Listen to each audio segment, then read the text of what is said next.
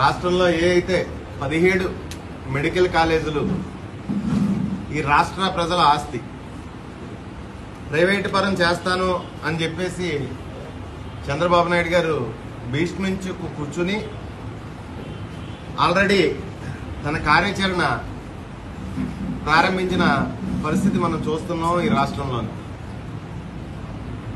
17 medical కాలేజీలు కేంద్రంతో పోరాటం చేసి ఈ రాష్ట్ర ప్రజలకు ఒక ఆస్తిగా తెచ్చిపెట్టి 17 చోట్ల 50 ఎకరాల భూమి అయితే ప్రభుత్వ భూమి అని, లేదంటే ప్రైవేట్ దగ్గర నుంచి కొని గత ముఖ్యమంత్రి జగన్మోహన్ రెడ్డి గారు అందులో 5 కాలేజీలు ఆల్రెడీ క్లాసులు రన్ అవుతున్నాయి, ఇంకో 2 కాలేజీలు రెడీగా ఉన్నాయి, ఇంకొక 10 కాలేజీలు వివిధ దశల్లో ఉన్నాయి. మరి మీరందరూ చూస్తున్నారు రాష్ట్రంలో ఉన్న పరిస్థితి.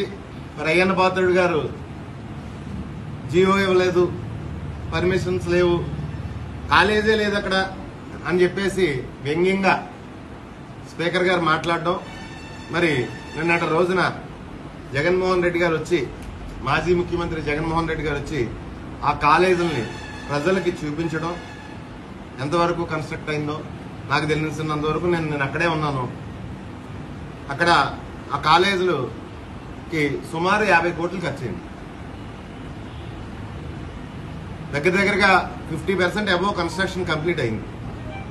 కాలేజే కాదు, కాలేజ్తో పాటు 630 పడకల హాస్పిటల్. అందరూ కూడా కాలేజీలే అనుకుంటున్నారు, కానీ 630 పడకల హాస్పిటల్ అది కాలేజ్తో పాటు. అది కూడా చంద్రబాబు నాయుడు గారు అమ్మకానికి పెట్టేసిన పరిస్థితి. ఏమన్నా అంటే పీపీపీ గురించి ఈ రాష్ట్ర ప్రజలకు తెలీదు, వైఎస్ఆర్ కాంగ్రెస్ పార్టీ నాయకులకు అసలే తెలీదు అని చెప్పేసి వాళ్ళ మీడియాలో మాట్లాడించడం, వాళ్ళ మనుషులతో స్టేట్మెంట్లు ఇప్పించడం చంద్రబాబు నాయుడు గారు చేస్తున్న పరిస్థితి మనం చూస్తున్నాం. ఈ దేశంలో అందరికన్నా పీపీపీ మోడల్ గురించి ఆంధ్రప్రదేశ్ రాష్ట్రంలో ఉన్న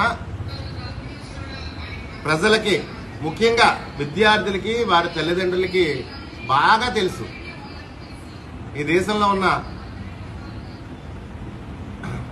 ప్రజలందరికన్నా కూడా, ఎందుకంటే విద్యలో కానీ ఎందులో ఉన్నా సరే ఆంధ్రప్రదేశ్ సంబంధించిన తల్లిదండ్రులు చాలా యాక్టివ్గా ఉంటారు. పిల్లల్ని ఇప్పుడంటే నీట్ వస్తుంది, కానీ ఇంతకుముందు ఎంసెట్ ప్రిపేర్ చేయడం అయితే ఇంజనీరింగ్ అయితేనే, లేకపోతే మెడికల్ సీట్లని వాళ్ళ పిల్లల్ని కాన్సన్ట్రేట్ చేసి చదివించడం అయితేనే, ప్రతి పేరెంట్ కూడా ఆంధ్ర రాష్ట్రంలో ఆ విషయం మీద పూర్తిగా ఎడ్యుకేట్ అయి ఉంటాడు.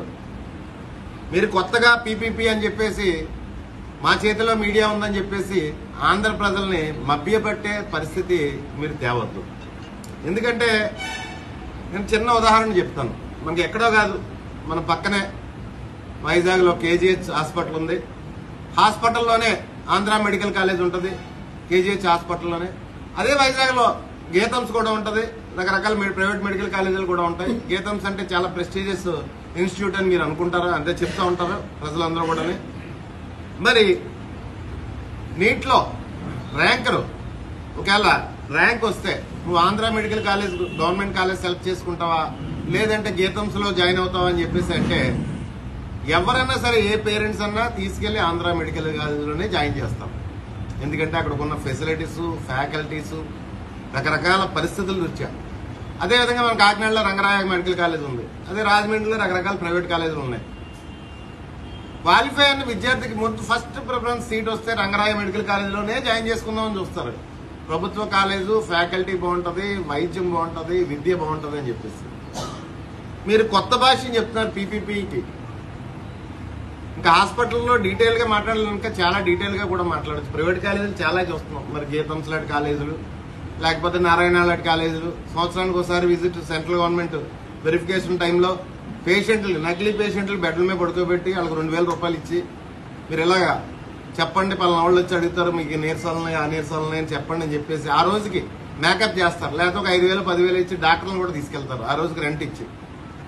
అంతేగాని ఫెసిలిటీస్ కానీ సరైన విద్య కానీ ఉండదు. అదే రంగరాయ కాలేజ్ కానీ, ఆంధ్ర మెడికల్ కాలేజ్ కానీ ఒక్కసారి పరిస్థితులు ఈ రాష్ట్ర ప్రజలు ప్రత్యేకంగా ఎడ్యుకేట్ చేయవసరం లేదు, అందరికీ తెలుసు.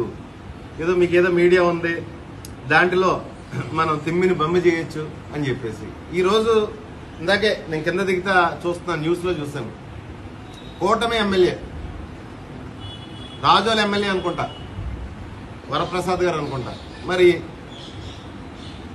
వాళ్ళ కాన్స్టిట్యున్సీలో ప్రభుత్వ హాస్పిటల్ పనితీరు గురించి బహిరంగంగానే అసంతృప్తి వెళ్లగొక్కున్న పరిస్థితి మనం చూసాం.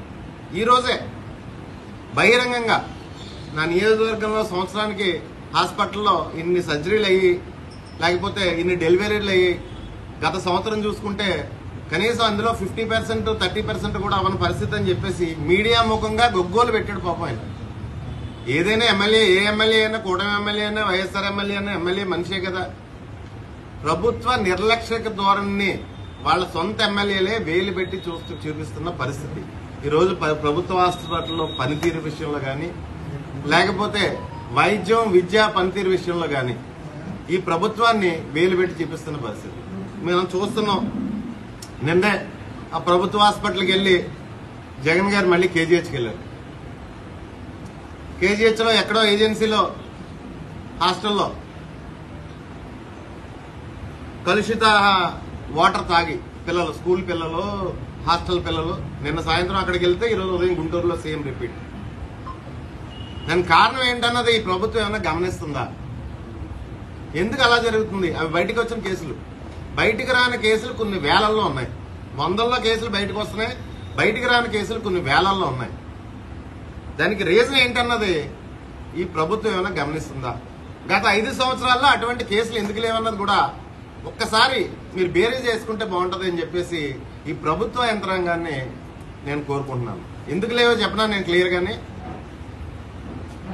జగన్ గారు నాడు నేడులో భాగంగా స్కూల్స్ అన్ని డెవలప్ చేసి ఆర్ఓ ప్లాంట్లు పెట్టారు. ప్రతి స్కూల్లోని, ప్రతి హాస్టల్లోని మాక్సిమం స్కూల్స్ లో ఆర్ఓ ప్లాంట్లు పెట్టారు.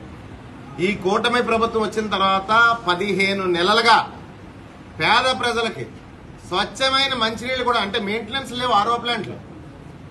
స్కూల్స్ లోని, కాలేజీల్లోని మెయింటెనెన్స్ లేవు ఆర్ఓ ప్లాంట్లు.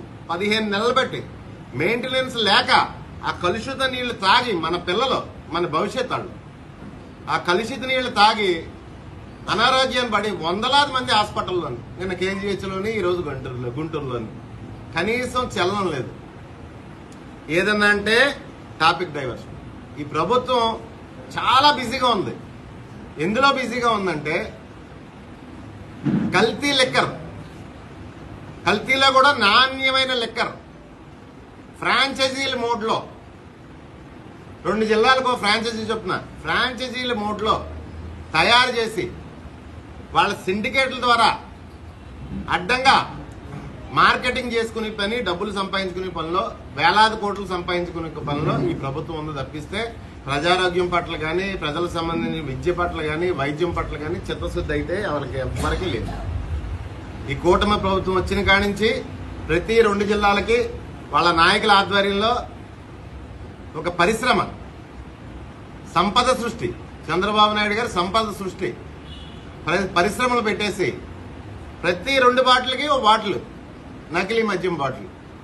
మరి మన నాయకులు కూడా అంటున్నారు, అన్న మేము తాగుతున్నాం, తాగితే 6 రోజులు నీరసంగా ఉంటుంది, తాగిన తర్వాత 6 రోజుల పాటు నీరస పడిపోతున్నాం, మాకేంటో అర్థం అవట్లేదు, ఈ మద్యం పరిస్థితి ఏంటో నాకు అర్థం అవట్లేదు అని చెప్పేసి చాలా మంది మాట్లాడుతున్న పరిస్థితి మా దగ్గర. దయచేసి ఈ కూటమి ప్రభుత్వం వాటి మీద కూడా దృష్టి పెట్టాలి. ప్రజారోగ్యాన్ని ముందు దృష్టిలో పెట్టుకోండి. స్వచ్ఛమైన నీరు ఇవ్వండి. స్వచ్ఛమైన కల్తీ మద్యం కాదు ప్రజలు కోరుకునేది, స్వచ్ఛమైన మంచినీళ్ళు ఇవ్వండి. మన రాష్ట్రంలోనే మంచినీళ్ళు లేవు, పిల్లలతో సహా ఎవరికి సరైన మంచినీళ్ళు లేవు.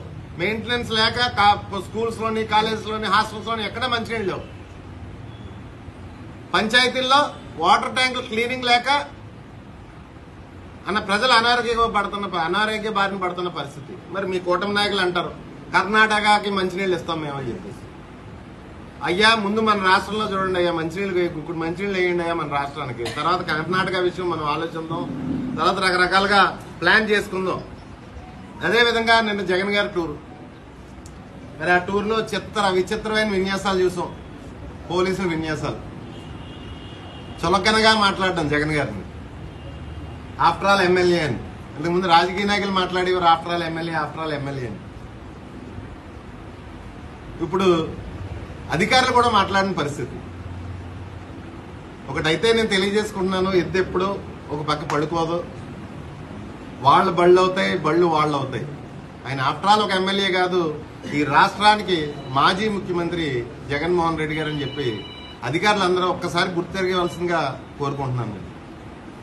ఎందుకంటే మేము సైడ్లు ఎప్పుడు ఒకలా ఉండవు. రేపు ఎలక్షన్లో మేము వస్తాం అధికారంలోకి. అప్పుడు ఏంటి, ఏ రకంగా మీరు మమ్మల్ని ఫేస్ చేయగలుగుతారు? మాకు మీ మొహాలు, మీ అందమైన మొహాలు ఈ అధికారులు ఏ రకంగా చేయించగలుగుతారు? ఇదే ముఖ్యమంత్రి దగ్గరికి వెళ్ళి సెల్యూట్ కొట్టాలి కదా. మళ్ళీ జగన్మోహన్ రెడ్డి గారు ముఖ్యమంత్రి అయితే నువ్వు వెళ్ళి ఏ రకంగా మొహం పెట్టుకుని నువ్వు సెల్యూట్ కొడతావు? అలా చునకనగా మాట్లాడతాను. అంటే ఎమ్మెల్యే అయితే ఆఫ్టర్ ఆల్ ఎమ్మెల్యే అయిపోయాడా నీకు? ఏమనుకుంటున్నారు ఈ అధికారులు, ఈ రాష్ట్రంలో అధికారులు? ఒకసారి గుర్తెరగండి. ఖచ్చితంగా 2029లో జగన్మోహన్ రెడ్డి గారు ముఖ్యమంత్రి అవుతారు. మళ్ళీ వెళ్ళి ఆయనకి సెల్యూట్ కొట్టవలసిన పరిస్థితులు వస్తాయి. నీకు తప్పదు. ఎమ్మెల్యే ప్రోటోకాల్ తెలుసా నీకు? ఎమ్మెల్యే ఎదురు పడితే ఎంత అధికారన్నా, ఆఖరికి కలెక్టర్ అన్నా, ప్రిన్సిపల్ సెక్రటరీ అన్నా లెగిసి నిలబడాలి. ఎమ్మెల్యే ప్రోటోకాల్ అది. ఈ రాష్ట్రానికి మాజీ ముఖ్యమంత్రి ఆయన, ఆఫ్టర్ ఆల్ ఎమ్మెల్యే కాదు ఆయన. అదేవిధంగా ముఖ్యంగా ఈ పోలీస్ డిపార్ట్మెంట్కి కానీ అధికార పక్షానికి కానీ నేను తెలియజేస్తుంది, మీరు ఎంత శ్రమ పడ్డారు నిన్న జగన్మోహన్ రెడ్డి గారి పర్యటన అడ్డుకోవడానికి. వేలాది మంది పోలీసులు, ఎయిర్పోర్ట్ దగ్గర నుంచి మొదలుపెట్టి వేలాది మంది పోలీసులు. ఆయన వెనకాల కనీసం 10 వెహికల్స్కి ఛాన్స్ ఇచ్చి కనీసం ఒక వెహికల్ కూడా ఫాలో అవ్వకుండా చేశారు. మీరు ప్రజల్ని అడ్డుకున్నారు, ప్రతి దిక్కుల ప్రజలను అడ్డుకున్నారు. కానీ ప్రాణాలకు తగ్గించి ప్రజలు ఆ కార్యక్రమాన్ని విజయవంతం చేశారు. సుమారు 6 గంటలు పట్టింది వైజాగ్ నుంచి నర్సీపట్నం కాలేజీ దగ్గర రావడానికి. 60 కిలోమీటర్లు ఆయన జర్నీ చేయడానికి 6 గంటలు పట్టింది. నా నియోజకవర్గం నుంచే కొన్ని వీడియోలు మా నాయకులు, కార్యకర్తలు అప్లోడ్ చేశారు, ప్రజలు అప్లోడ్ చేశారు. చూస్తున్నాను. చూస్తే నాకే భయం వేసింది. ఏలేరికాలో దాటుకుని శిథిలమైపోయిన వంతెన మించి దూక్కుంటూ వెళ్ళిపోతున్నారు. కనీసం వంతెన కూడా పూర్తిగా లేదు, చెక్కల మించి దూక్కుంటూ వెళ్ళిపోతున్నారు ప్రజలు, కార్యకర్తలు. సంవత్సరం 5 నెలల్లో, సంవత్సరం 6 నెలలు అవుతుంది.